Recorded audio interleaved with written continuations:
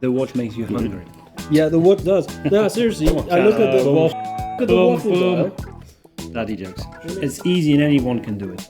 I have some friends who have some watches themselves, and when they want to change a watch strap, either they go to a watchmaker themselves or they ask me to do it, which it shouldn't be that way.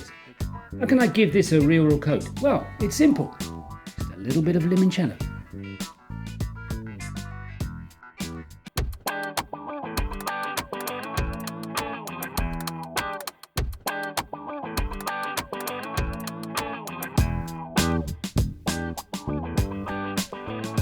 Do I look like a drug addict? You are. Yeah, you're a joke. It's a big difference. Who's introducing this one? It's a weird pun, man. How about twisting? 5, 4, 3, 2, 1. Oh, it's me. Okay. Hello, ladies and gentlemen, and welcome back to another podcast of Touch My Clock. So, what are you guys wearing today? For this episode, where we're talking about anything but the watch itself, so we'll be talking about straps, I wanted to wear one of the first strap editions I brought to my watch game, and this is a fantastic strap made by Zulu Diver. It's FKM rubber, and it's on what I would call a strap monster. We'll talk about that a little bit later. This is just my Seiko Samurai. It's a fantastic, tough, rugged watch. I fell in love with it when I went to Singapore and I saw it for the first time, and then I bought it later online. It's got a waffle dial, which makes me hungry every time I see it, so it just basically looks like a waffle on the front of it, and a fantastic Seiko to have. The watch makes you hungry. Yeah, the watch does. No, seriously, I look at the waffle dial. Daddy jokes. It makes you hungry. Okay. Daddy jokes. Okay, so I've got on my wrist actually one of the watches and one of the pieces that got me to start, I think, watch collecting. This is an Ulysse Nardin. Many of you look and see Inca block on the back, and Inca block really just means a shock-resistant part of the movement on the back. The piece I love about this is it's got a little alarm on it, so if I come out and just move the hand, it gives you a little ring to wake you up at a certain time of day. And that's enough to know it's time for lunch. Love that red second hand and the kind of blue dial. And again, in terms of talking about straps, they're a really, really simple blue leather strap. Did it come on that blue leather strap? I think this may have been a later addition to enhance that baby. And I think that's absolutely right. Yes, there we are. That they call the aftermarket strap, but lovely little watch. I think what's quite cute is, watches, when you start looking at vintage watches, they're always much, much smaller. Yeah. And of course now the watches that we're talking about today are so much, much bigger. However, the trend is now coming back to smaller watches, and we're seeing now on the market people are moving down to the 36 and 35 mils and moving away from the larger ones. So ahead of the trend. Okay, so myself, I've got a vintage Roamer little tank watch that I found on eBay for a pretty cheap price. It's really nice, very simple, nice little Art Deco style. I quite like it. It's very simple, and that's it.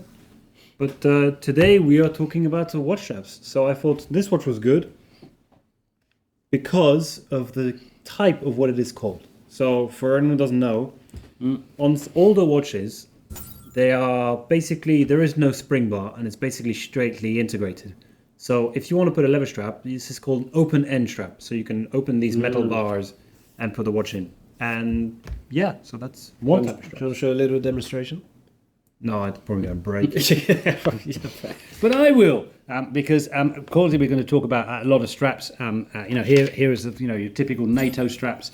These were actually used during the war, and it came from the soldiers, in that if one of the spring bars would come off, you'd lose your watch completely. But as this loops in between two of the spring bars, it just doesn't get lost. So hence the NATO. This is the James Bond NATO.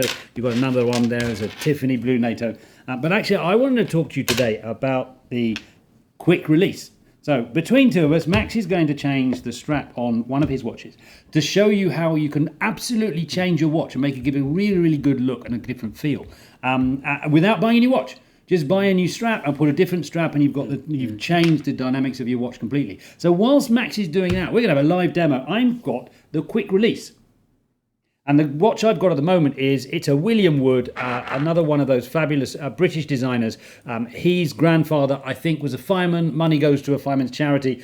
These bronze cases are made out of melted fire helmets, and there's little melted fire helmets here. But I think the unique part about William Wood, apart from a really gorgeous looking watch, is the fact that they have straps made from old recycled fire hoses. Now, of course, the red one is, of course, London Fire Brigade, but they have a number of different coloured straps. So if you can see how the strap looks, we're going to do a really quick release. And this is the benefit of having one of these quick releases, because I can turn the strap off in nanoseconds, and I'm going to put this yellow one on. And of course, yellow is West Midlands. And it's just so really useful just in terms of putting it on there. So just by clipping it into let's just see aligning the hole. Max has already been trying to do it. Found to get the spring bars in. So I've got one on. I'm just going to change the second one. I think are in the wrong order. He doesn't even know. Here's a quick which tip. sides are on. When you have your spring bars, which are the little pieces of metal, you probably won't be able to see it here, but they're the ones that basically stick in between the lugs and what makes your strap basically hold. You have to make sure they're the right size. The sizes generally are going to be 18 millimeters, 20 millimeters, and 22 millimeters. So before buying a strap that you like online, make sure that your strap actually relates back to your watch, because there are a couple of times that someone really loves a strap, buys it, and it doesn't actually fit your watch. So while he's still faffing about with his old-fashioned spring bars, my quick release, I've got a brand new look for my watch, a completely different day, and I can do this 2 or 3 times during the day. Look at that with its wonderful yellow strap. He's still going on. I'm going to change my strap again. That's the really nice thing of these quick releases, and I hope more brands do it, and I think it should be an obligation now, because to change the straps makes it it's easy and anyone can do it. I have some friends who have some watches themselves, and when they want to change a watch strap, either they go to a watchmaker themselves or they ask me to do it, which it shouldn't be that way. It should be a very easy way to switch. And as you can see, Max changing the watch, it changes it completely. And the look, completely different look on Max's straps. Brilliant.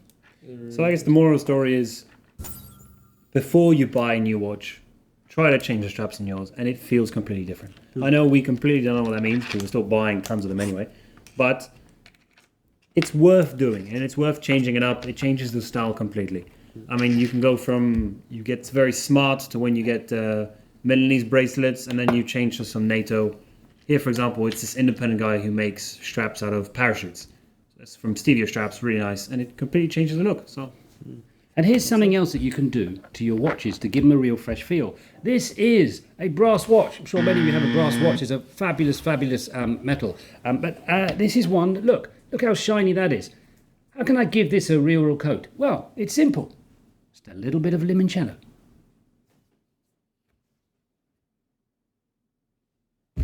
is that a gateway to that? That's a giveaway. It's going to cut out. Welcome to the TMC Limoncello podcast. So what you need to make a really good limoncello is 2 jars, some good Sicilian lemons, some demerara sugar, and some pure alcohol. In this case, we've got Ukrainian vodka. So, step 1, take the lemon and cut the zest.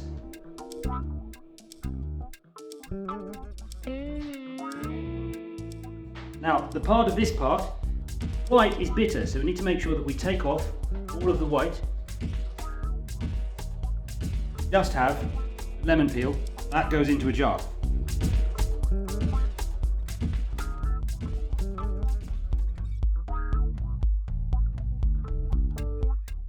Now we have our lemon peel without this bitter pith. We purely just add the alcohol.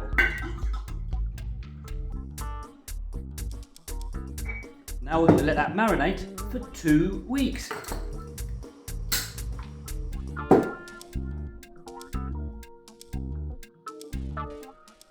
Time to make the syrup. Simply take the lemons, take the juice, squeeze them with some demerara sugar. We're going to just bring that to the boil.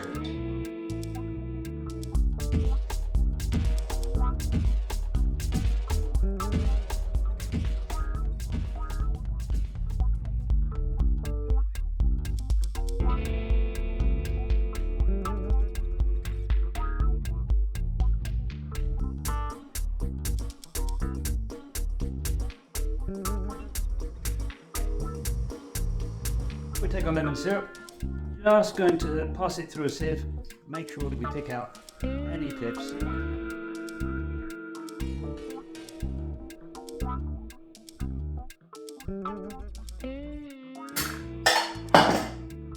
These will marinate now for 2 weeks, put them together and we have limoncello, just like the one made earlier, like any good filming part. Yes. Ow. TMC doing a podcast about limoncello. They've lost the plot, or have they? This is really the ultimate byproduct. It is. I had a Seaforth green. Now, if you look at that bronze, it's got that rich, lived-in. Looks like it's been in the bottom of the sea for quite a while. And I think it's time that I wanted a new watch. I fancy a new watch. So I really want to bring this up to speed. So we're going to take a little bit of our lemon juice. Pour our lemon juice onto a watchcloth. Let's just give that a little shine. Just leave the lemon on there. You can see already that's coming up and it's looking like a new watch.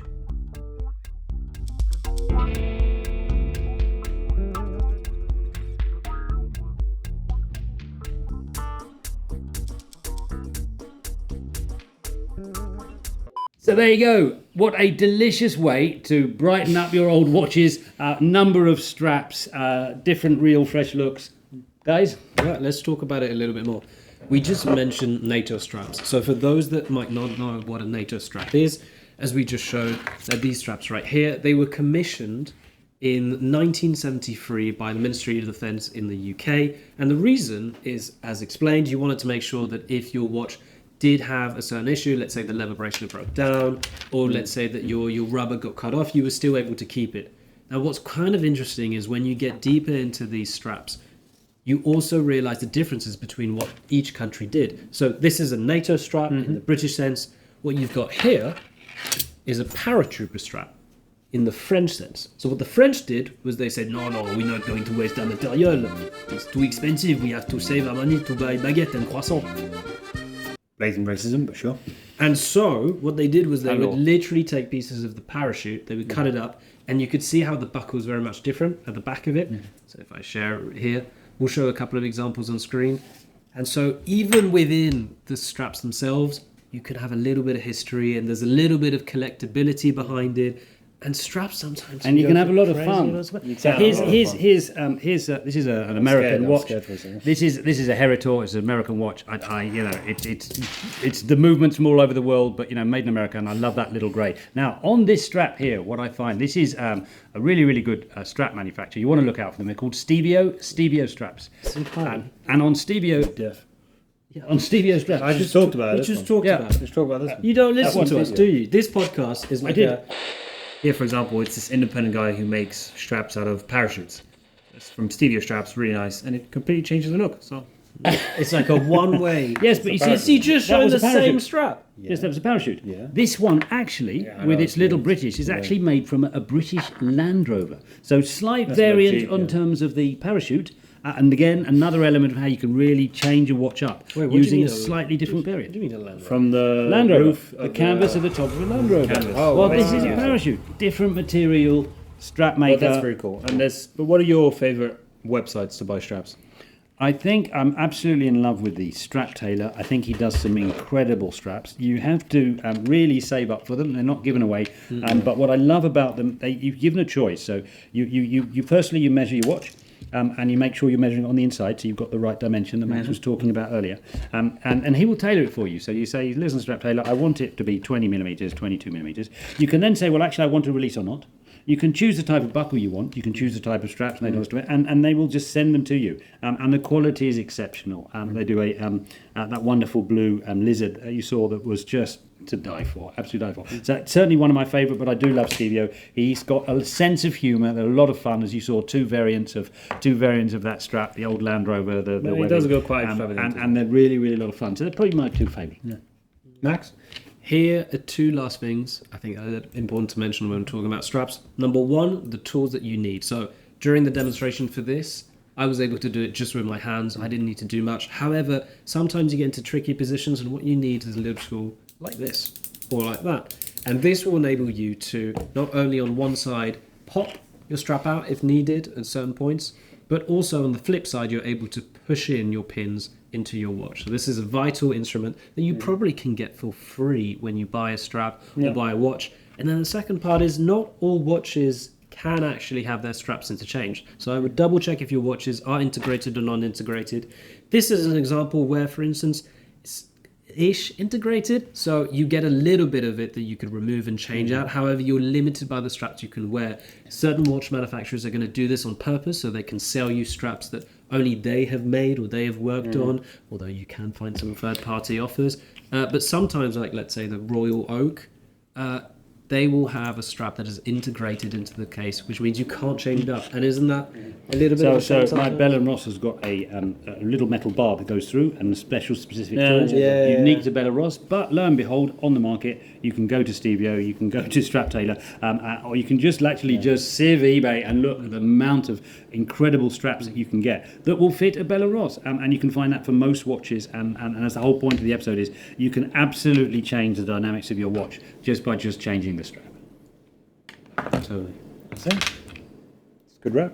Good wrap. It's a good wrap. So go out there, get some straps, change your watch, shine up your brass, shine up your bronze, Strap on. strap on, And touch my clock. and up my clock. Thank you so much. Like, subscribe, comment. Can't wait to hear from you. Thank you. I'll Polish my got bra. the strap How on it. sexual is that? I'm gonna polish my bra.